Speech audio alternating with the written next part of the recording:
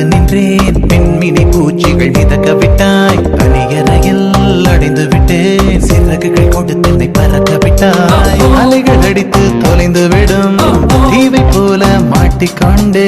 இறுதிச் சடங்கில் மீதிகள் படும் பூவை போல சங்கி விட்டேன். தெய்வம் பூமிக்கு வருவதில்லை, தாயை பதிலுக்கு அனுப்பி வைத்தான், தாயும் இங்கு எனக்கு இல்லை, எனக்கு ஒரு தாயை அவன் உணர்வு